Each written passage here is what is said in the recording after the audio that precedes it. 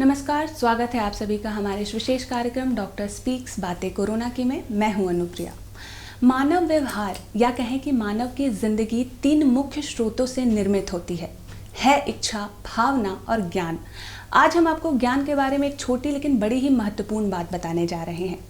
आमतौर पर हमारे बीच ये प्रचलित है कि हम किताबी ज्ञान को ही असल ज्ञान मानते हैं, मगर ऐसा है नहीं। अगर इंसान के पास ज़िंदगी को कैसे जीते हैं इस बात का ज्ञान है तो उसके पास ज्ञान का एक बहुत बड़ा हिस्सा है। कभी कभी हमने देखा होगा कि जानकारी के अभाव की वजह से लोग उन बीमारियों का इलाज तक नहीं कर पाते हैं जिन बीमारियों का इलाज संभव है। ज़रा सोचिए ना कि एक मच्छर का काटना कितना खतरनाक साबित हो सकता है। ये आप फाइलेरिया से ग्रसित लोगों से पूछ सकते हैं या उन्हें देखकर आप ये समझ सकते हैं कि ये कितना खतरनाक साबित हो सकता है। आज हम इस कार्यक्रम के माध्यम से आपके बीच फाइलेरिया किसे कहते हैं, ये कैसे होता है, इसका लक्षण क्या है, इन सभी पर बात करने के लिए आज हमारे साथ एक्सपर्ट के रूप में मौजूद हैं नीलम कुमार जी, जो कि राज्य आईसी सलाहकार वेक्टर जनित रोग नियंत्रण कार्यक्रम झारखंड में कार्यरत है। चलिए स्वागत करते हैं अपने एक्सपर्ट का। नीलम कुमार जी, स्वागत है आपका हमारे इस कार्यक्रम में।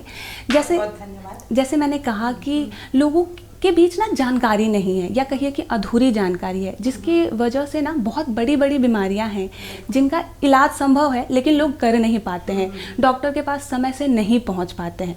फाइलेरिया उनमें से एक है। हमने बचपन में देखा होगा, मैंने तो अब ये चीज़ अनुभव किया है कि लोगों को पता ही नहीं था कि ये कोई बीमारी है। फिर लोग कहते थे कि इस बीमारी का इलाज भी नहीं है। तो हम आपसे जानना चाहेंगे कि ये कैसे होता है या फिर ये जो इसका मूल वजह क्या है इस फाइलेरिया के होने का। ये फाइलेरिया जो है वो आपने सही कहा, मच्छर को कभी हम ऐसे इजली ले लेते हैं कि साधारण सी बात है, लेकिन मच्छर के काटने से ही फाइलेरिया होता है। एक क्यूलेक्स नामक मच्छर है जिसके काटने से फाइलेरिया होता है और ये वेक्टर जनित रोग है। और ये फाइलेरिया बहुत ही ज़्यादा क्या कहते हैं कि विकृत रोग है जी, जो शरीर के अंगों को विकृत कर देता है। जी, हमने भी देखा है कि जैसे मैंने कहा कि हमें पता ही नहीं होता है। तो अगर हम जानना चाहें कि ये तो हमने समझ में आया कि ये मच्छर की वजह से होता है, लेकिन शुरुआती लक्षण, क्योंकि हम बहुत कंफ्यूज हो जाते हैं। हम आम इंसान ऐसे हैं कि हम बहुत बड़ी बीमारियों को हल्के में ले लेते हैं कि अच्छा ये तो नॉर्मल है। जैसे कि अभी हमने कोरोना को देखा, सर्दी खांसी यूं ही करके हम निपटते जा रहे थे। तो अगर इसका जो हम लक्षण कहें, शुरुआती लक्षण, कैसे जाना जाए कि हो सकता है ये इस इंसान को फाइलेरिया है, इसके बारे में बताइए। लक्षण है इसका ना कि अगर मच्छर काटते हैं, कोई संक्रमित मच्छर जैसे काटता है। संक्रमित मच्छर का मतलब है, ये मैं आगे आपको बताऊंगी कि एक व्यक्ति से दूसरे व्यक्ति में कैसे फैलता है।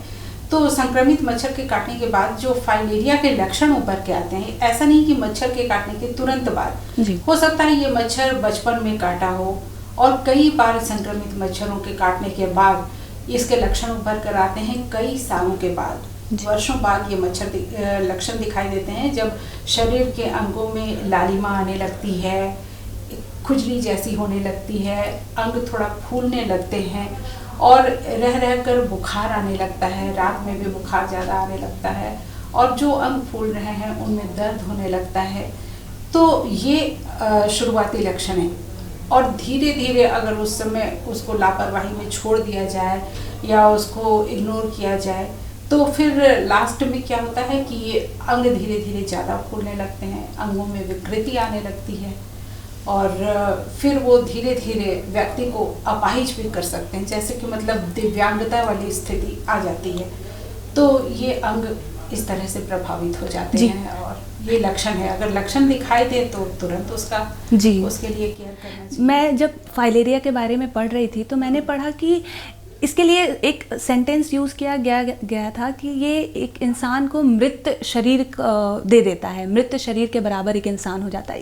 ये मतलब मुझे समझ में नहीं है कि ये क्या है, ऐसा कैसे हो सकता है। ये है ऐसा कि आदमी इससे किसी की जान नहीं जाती है। पहली बात तो ये कि फाइलेरिया जानलेवा नहीं है, लेकिन फाइलेरिया अगर हो जाए और जब ये विकृत रूप धारण कर ले तो फिर ये ठीक भी नहीं होता है जी। तो इसलिए इसके लिए बहुत अच्छा उपाय है कि इससे बचाव कर लिया जाए, फाइलेरिया होने ही ना दें या मच्छरों के काटने से बचें। तो मृत जो आपने कहा, आदमी की मौत तो नहीं होती, लेकिन ऐसा हो जाता है ना कि अंग जो प्रभावित होते हैं, अंगों में फिर सड़न उत्पन्न होने लगती है उनकी लगातार देखभाल नहीं करने से। तो आदमी सामाजिक रूप से थोड़ा तिरस्कृत जैसा हो जाता है और फिर वो अपने आप में हीन भावना उभरने लगती है। तो इसलिए आपने ऐसा पढ़ा होगा कि इस तरह की बात है। जी बिल्कुल। तो जैसा आपने बताया, मुझे तो सुनकर भी डर लग रहा है कि बचपन का काटा हुआ मच्छर वो आपको बहुत साल के बाद दिखाई दे सकता है। तो कैसे बचें? क्योंकि हम आम इंसान को हम इतने समझदार नहीं हैं और एक छोटी मच्छर अगर हमें काटी तो चलो हम बस यूं ही निकल जाते हैं। लेकिन आपसे बात कर मुझे अब थोड़ा डर हो रहा है या फिर थोड़ी जानने की और उत्सुकता बढ़ रही है कि कैसे, तो फिर हम कैसे बचें, अपने आप को कैसे बचाएं? आपकी जानने की इच्छा तो हो रही है, ये बहुत अच्छी बात है मुझे। जानना भी चाहिए और डरना बिल्कुल नहीं चाहिए, क्योंकि ऐसा कुछ भी नहीं है जिसका इलाज संभव नहीं हो या जिससे बचा नहीं जा सकता है। फाइलेरिया के लिए भी इलाज है, उपचार है इसका, जो आप आगे सुनेंगे। तो उपचार तो होता है, इससे क्या होता है कि उनकी तकलीफ कम हो जाती है। जैसा मैंने कहा कि फाइलेरिया ठीक नहीं होता, लेकिन इससे बचाव के लिए सबसे बड़ी बात है कि ये जो मच्छर हैं, जो क्यूलेक्स नामक मच्छर के काटने से फाइलेरिया होता है, ये गंदे पानी जो जल जमाव रहता है उसमें ये मच्छर पनपते हैं और इसके काटने से फाइलेरिया होता है।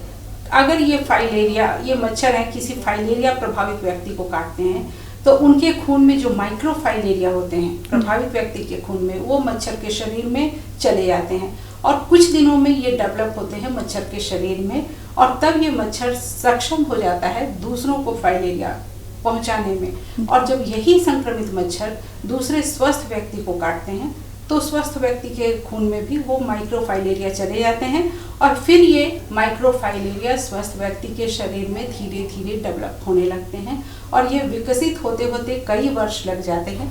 तब कहीं जाकर ऐसा पता चलता है कि फाइलेरिया के लक्षण दिखाई दे रहे हैं।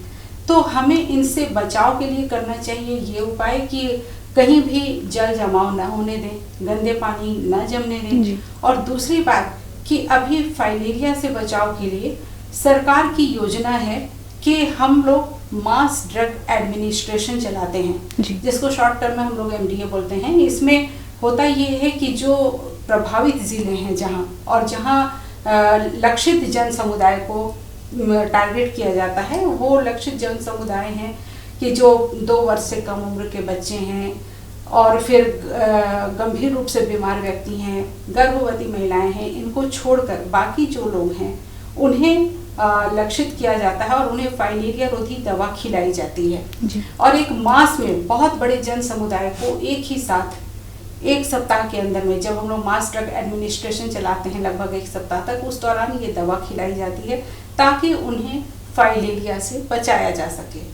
तो कई लोग कभी कभी कहते हैं कि हमें फाइलेरिया नहीं है तो हम ये दवा क्यों खाएं? लेकिन जिन्हें फाइलेरिया के लक्षण अभी दृष्टिगोचर नहीं हुए हैं, नहीं दिखाई दे रहे, हो सकता है उनके खून में फाइलेरिया हो, माइक्रोफाइलेरिया हो, तो उन्हें फाइलेरिया के खतरे से बचाने के लिए, अगर खून में माइक्रोफाइलेरिया है तो उसे मारने के लिए ये दवा खिलाई जाती है। जी तो क्या ये आम इंसान को भी ये दिया जाता है या फिर जिनमें बस वो लक्षण दिखाई दे रहे होते हैं उनको ये दिया जाता है?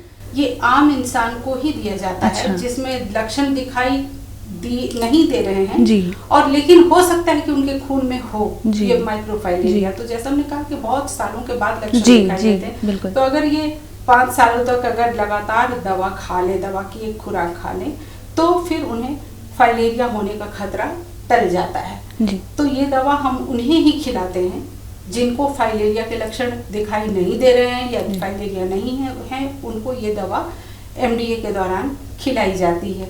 ये बचाव के लिए मैंने बताया 2 बहुत जरूरी उपाय, एक तो मच्छरों को पनपने से रोकना और दूसरा फाइलेरिया से बचने के लिए MDA के दौरान दवा का सेवन करना, फाइलेरिया रोधी दवा खाना जी।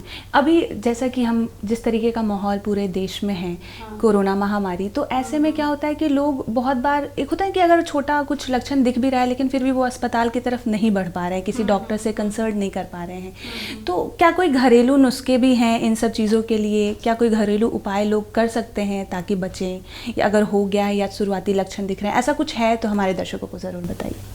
घरेलू उपाय तो बस ये है कि आप मच्छरों को पनपने से रोकें, मच्छरों को काटने से रोकें। और मच्छरों के लिए को काटने से रोकने के लिए जैसे कि घर में नीम के पत्तों का धुआं करना या फिर गोबर के उपले होते हैं उनका धुआं करना, और मच्छर कॉइल जो होते हैं उनका धुआं करके बहुत लोग रात में सो जाते हैं, वो सब ना करें जी बिल्कुल। तो ये जो घरेलू नुस्खे हैं ना, इनके धुएं करके आप मच्छरों से बच सकते हैं।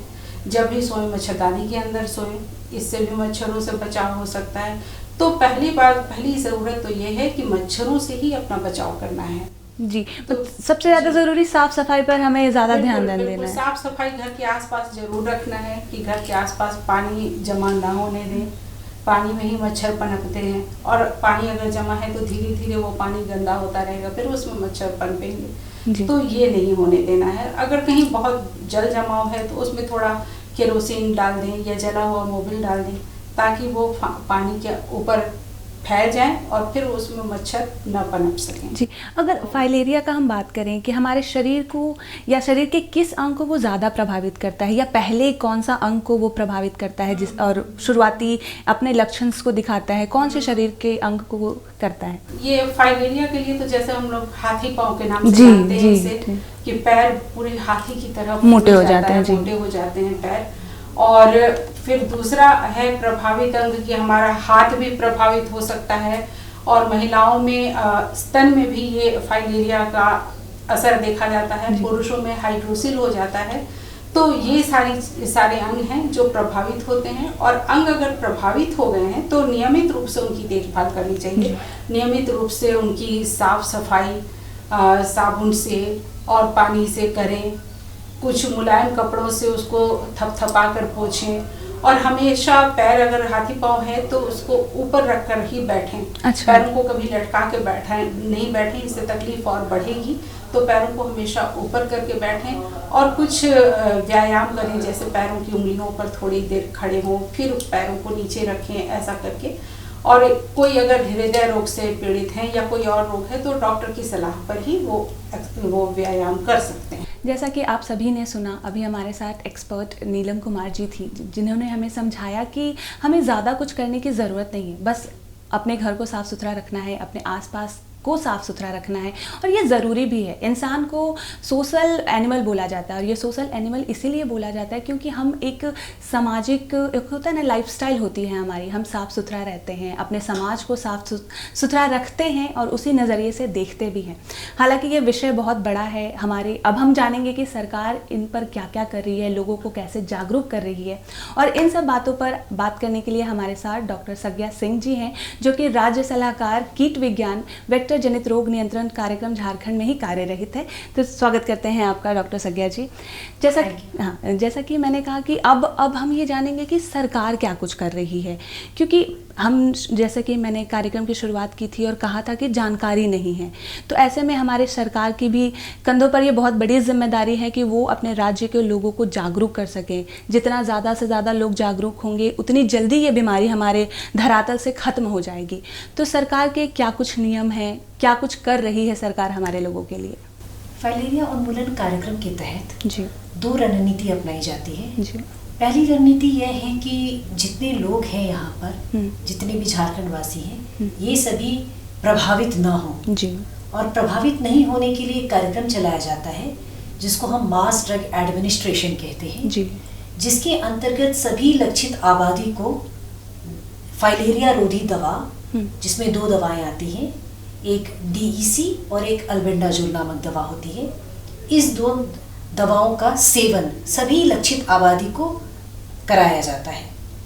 दूसरी रणनीति यह है कि जो लोग पहले से प्रभावित हो चुके हैं इस बीमारी से, जिनमें हाथी पाँव के लक्षण हैं, उसके लिए हम लोग का एक कार्यक्रम चलता है, मॉर्बिडिटी मैनेजमेंट प्रोग्राम, जिसके तहत लोगों को जो फाइलेरिया ग्रसित रोगी हैं उनको बताया जाता है कि नियमित रूप से व्यायाम कीजिए।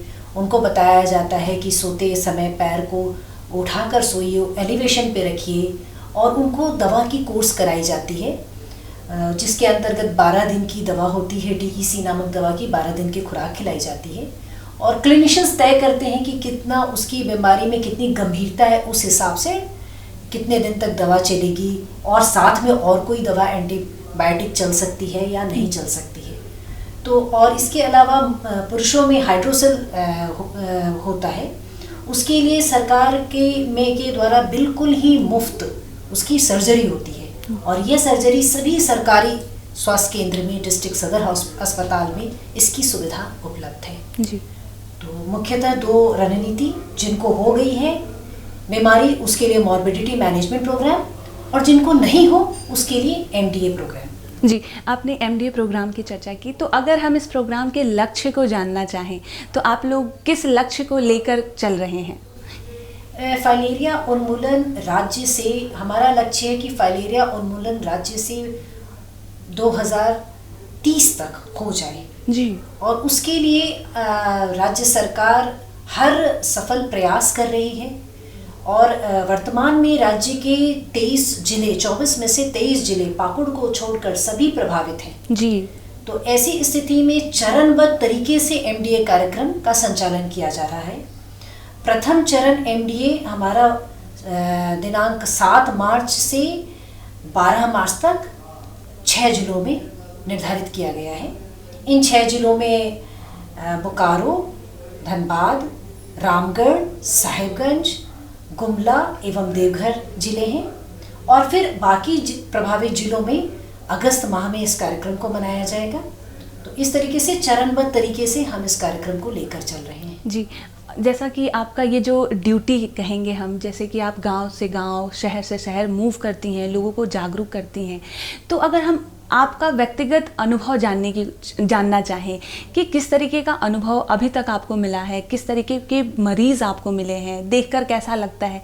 मैं ये सवाल आपसे इसलिए कर रही हूँ ताकि हमारे दर्शक जो हैं वो ये जान सकें कि कितना कम से कम और कितना ज़्यादा से ज़्यादा खतरा हो सकता है इस बीमारी से। लोगों में है ना कि जब तक हम किसी भी बीमारी का भयावह रूप नहीं देख लेना, हम डरते नहीं हैं, ये मानव स्वभाव है। तो मैं चाहती हूँ कि आपका जो अपना अनुभव है हमारे दर्शकों से शेयर करें।